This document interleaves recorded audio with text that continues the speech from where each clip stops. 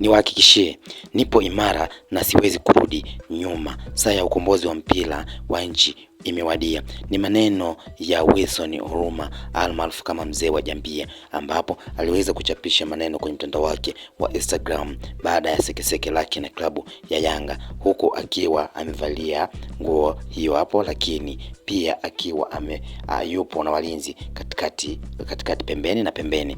Ndipo ambapo akaweza kuchapisha ujumbe ambao ulikuwa unasomeka kama ni kuwa jiamini na kutokuhofia kitu chochote kutokana na yale ambayo yanaendelea baina yake pamoja na klabu ya Yanga, huku akiandika kwamba glossary ya soka: kwa ambao mmechagua ukweli, niwahakikishie nipo imara na siwezi kurudi nyuma. Saa ya ukombozi wa mpira wa nchi imewadia.